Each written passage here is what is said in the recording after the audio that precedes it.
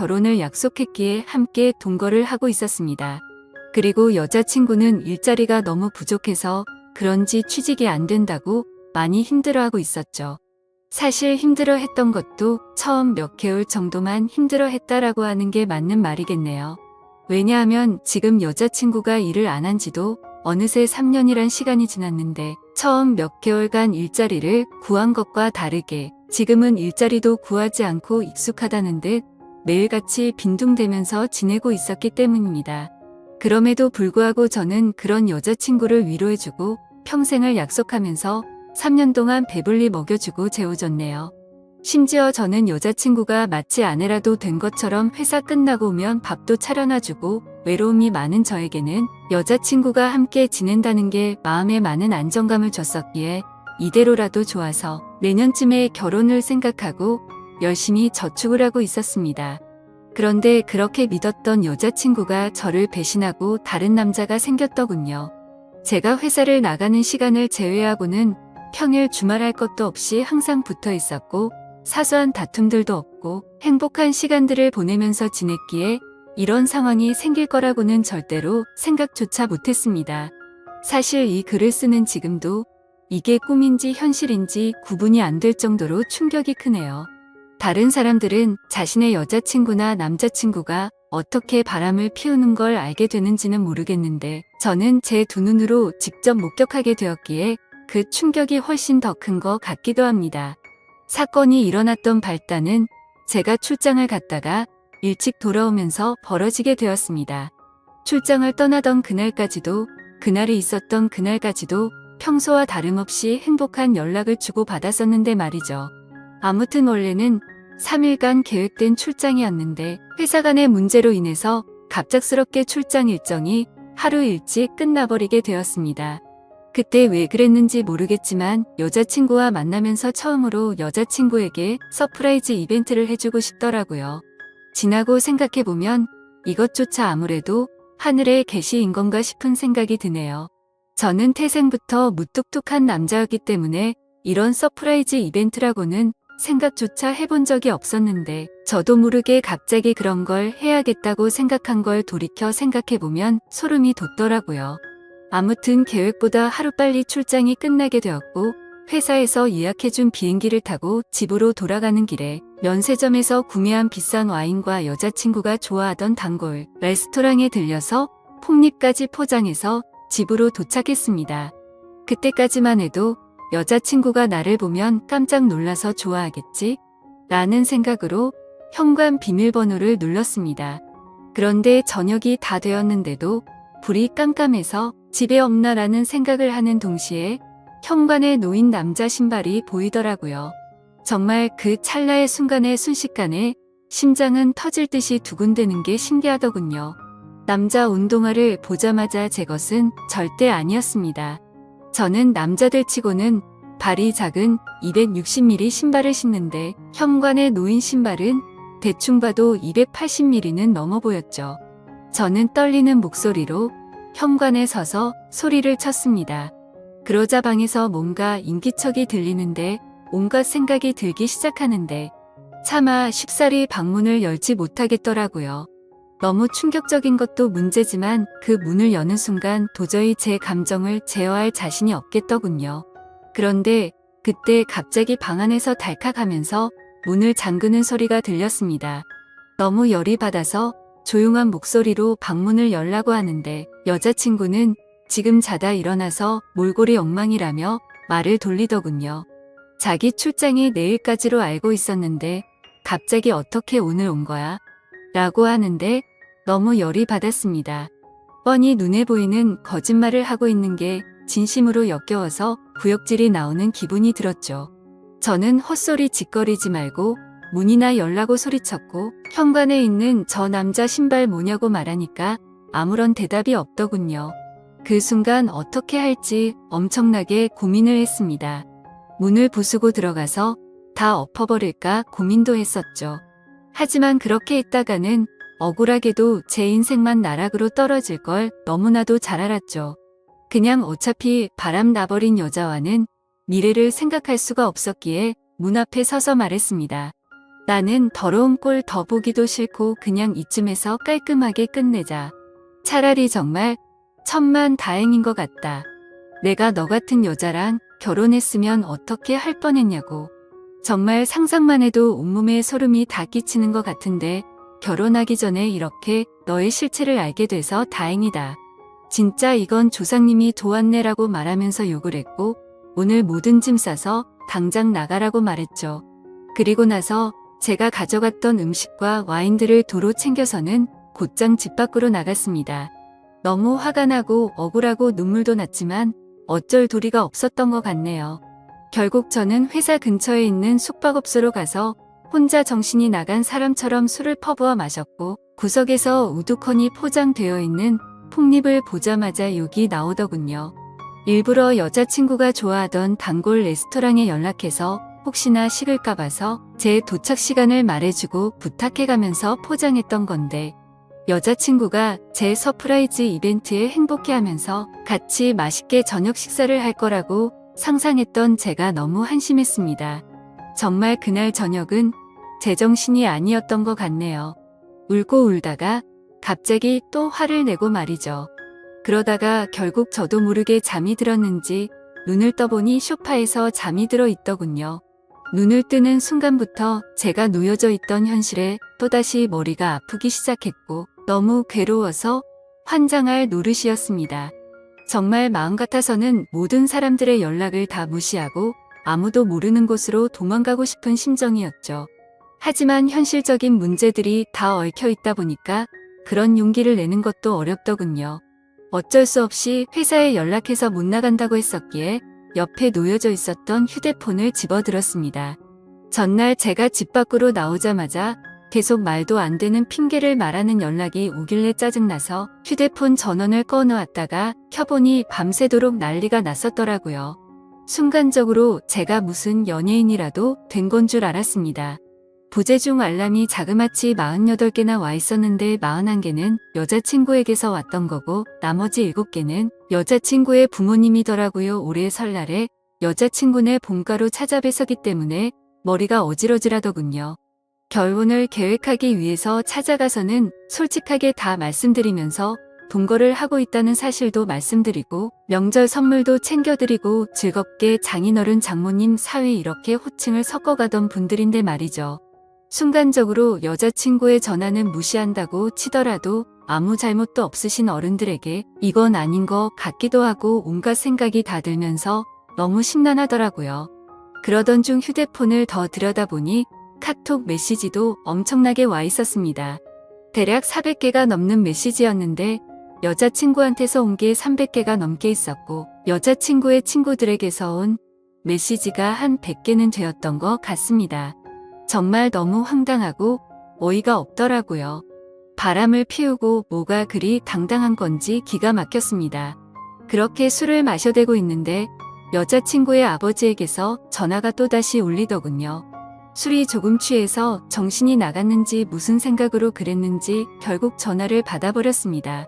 그냥 아무렇지 않게 전화를 받아서 인사를 하니까 지금 어디에 있냐고 물어보시더군요.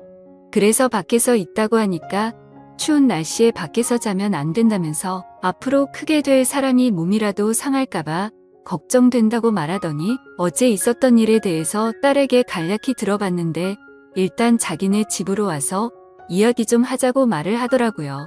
그 말을 듣는데도 참 어이가 없고 황당하더라고요.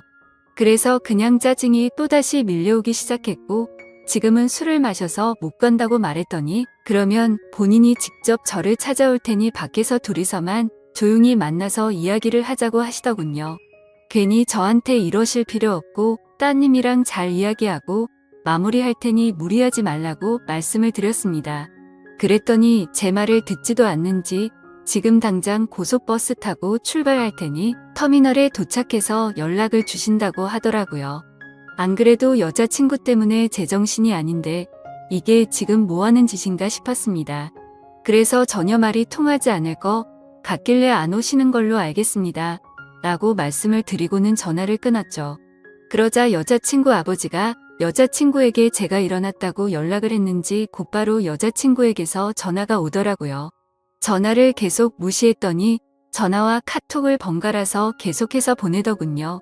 그냥 카톡이 계속 울려대서 무슨 이야기를 하는 건지 싶어서 내용을 읽어봤더니 또 말도 안 되는 핑계를 주구장창 늘어놓고 있더라고요.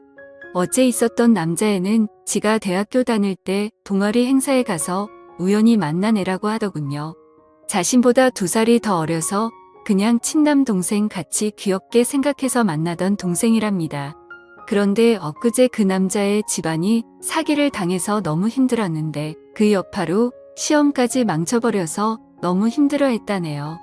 그래서 아무런 생각도 없이 그냥 위로나 해주려고 만났다가 술에 취해서 벌어진 사고 같은 거라며 절대 자신의 의지로 벌어진 일이 아니라고 말하더군요.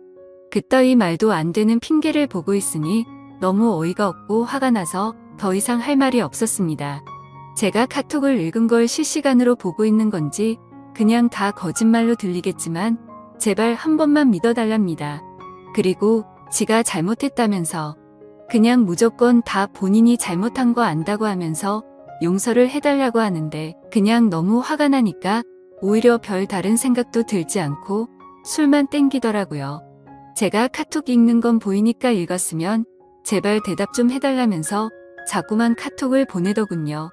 그냥 그런 내용을 보고 있으니 여자한테 아무리 잘해줘봤자 남는 거 아무것도 없고 제 인생에 앞으로 다시는 사랑은 없다라고 생각이 들었습니다.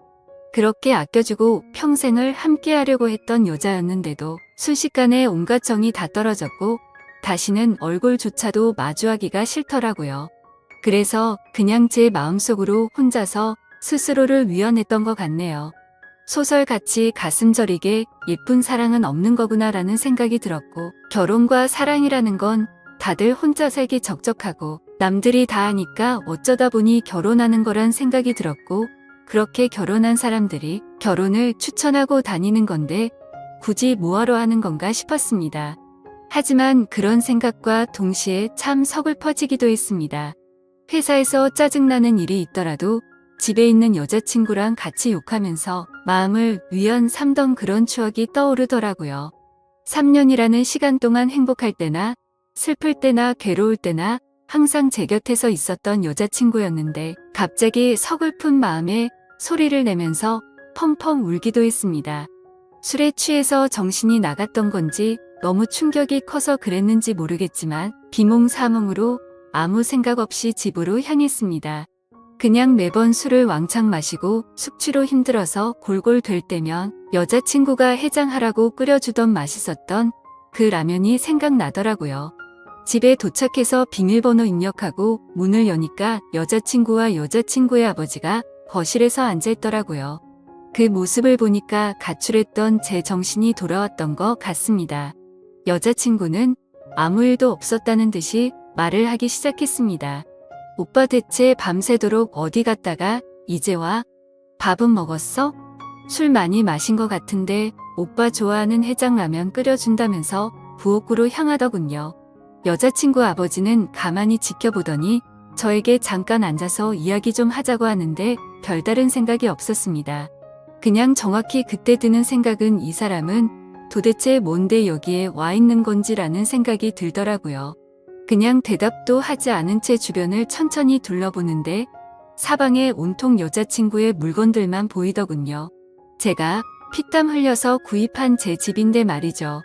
그리고 여자친구의 물건들도 모두 다 제 돈으로 샀던 거였으니 여지껏 뭘 했던 건가 싶었습니다. 그냥 저는 아무런 대꾸도 하지 않고 여자친구의 짐들을 하나하나 들어서 대문 밖으로 옮기기 시작했습니다. 그러자 부엌에 있던 여자친구는 도대체 뭐 하는 거냐며 달려와서는 제발 이러지 말고 이야기부터 하자면서 제가 내다 놓은 물건들을 다시 들여오고 있더라고요. 그러자 여자친구의 아버지는 자네 뭐 하는 짓이냐고 이러지 말고 일단 진정하고 이야기를 좀 하자고 하시더군요. 그냥 다 무시하고 계속 물건들을 나르니까 여자친구는 사태의 심각을 이제야 알았던 건지 그제서야 어떻게 하냐면서 펑펑 울면서 오빠 미안해, 진짜 미안해 이러더라고요. 그러자 여자친구 아버지는 울고 있는 딸에게 다가가서 너는 가만히 있으라고 자기가 이야기한다고 쓸데없는 참견을 계속하셨습니다. 그때부터는 그 상황에 짜증이 더 나기 시작했고 여자친구가 들여놓은 물건들을 대문 밖으로 집어던지기 시작했습니다. 옷장 속에 있던 옷부터 시작해서 베란다에 걸린 속옷이며 화장품 그리고 가구, 카메라 할 것 없이 부서지던지 말던지 라는 생각으로 모조리 다 대문 밖으로 집어던졌습니다.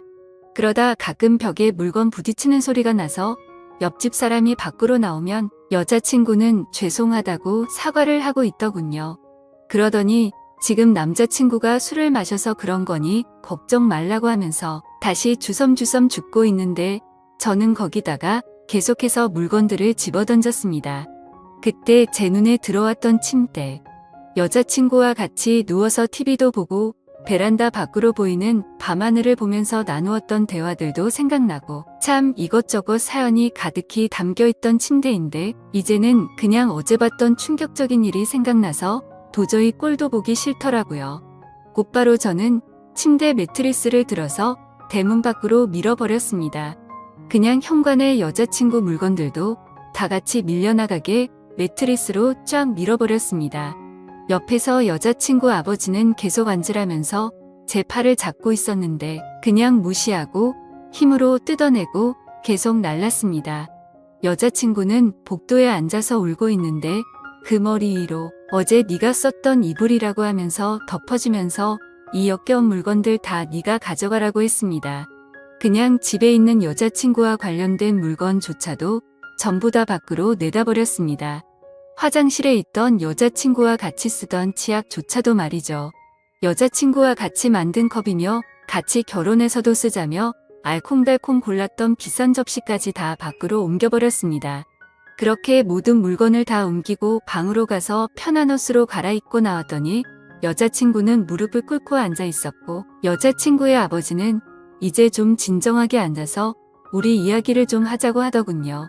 이렇게 하다가는 밤새도록 끝이 나지 않을 것 같아서 얼른 듣고 보내버리자 라는 생각에 물을 마시면서 하고 싶은 말 있으시면 하시라고 말했죠. 그러자 무릎을 꿇고 있던 여자친구는 다급히 말을 하기 시작하더군요. 오빠 내가 잘못했어. 진짜 실수야. 나 진짜 술에 너무 취해 있었는데 동생이 너무 들이대서 내가 정신이 없었어. 나도 진짜 이런 일이 생길 줄은 절대 몰랐다고 하면서 울고 불기 시작하더군요. 그리고는 갑자기 일어서서 갑작스럽게 제게 안겨버리길래 여자친구를 밀쳐냈습니다.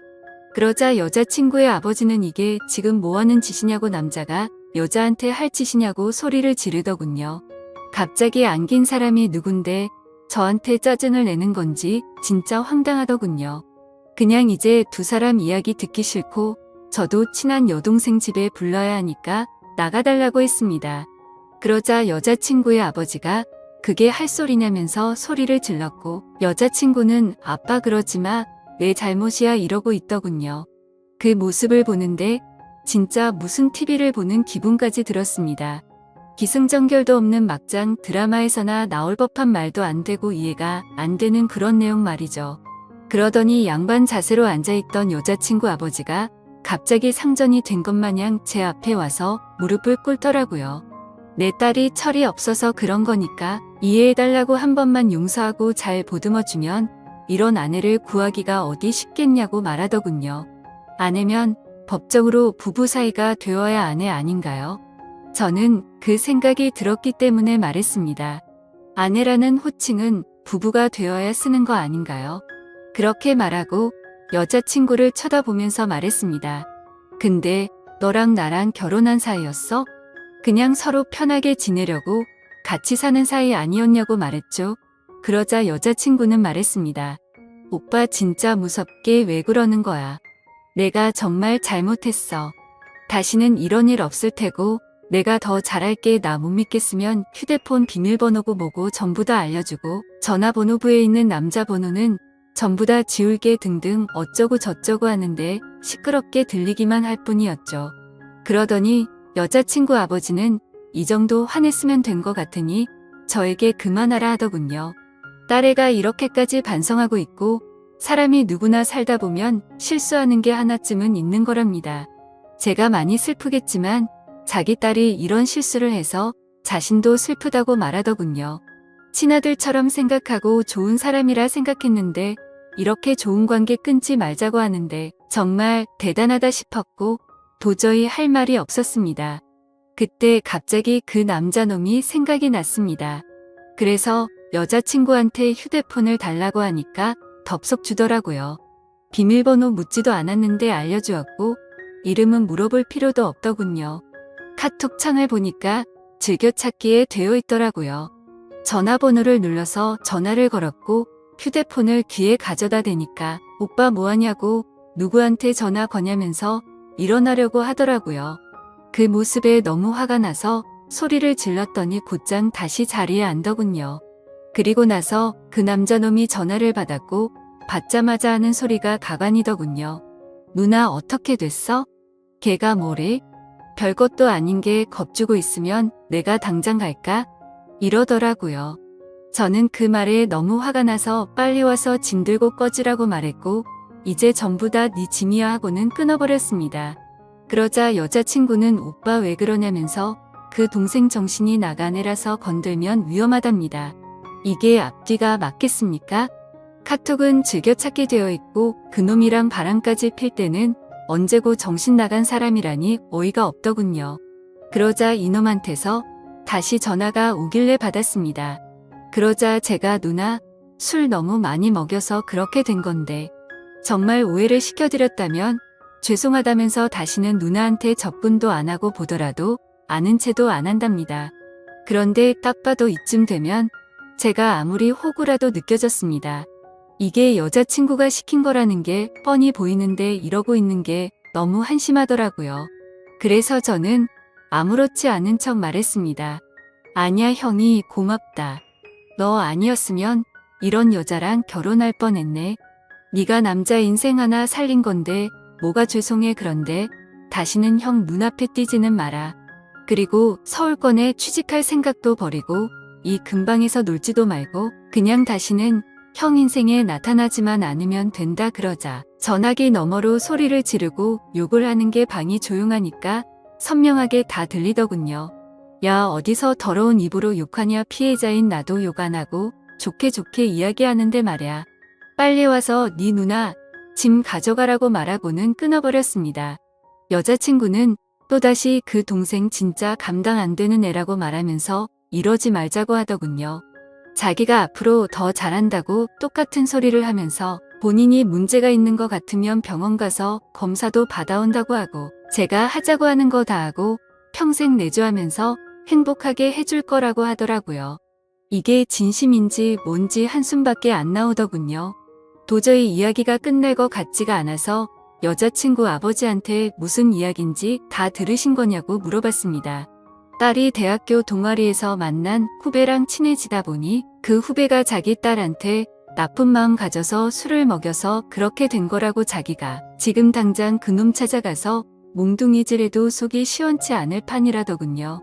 근데 안 그러셨네요 라고 말하니까 아무 말 없이 조용해지더라고요. 대문 열고 이제 그만 두 사람 다 제 집에서 나가달라고 하니까 또 침착하고 진정하고 이야기를 하자고 말하더군요.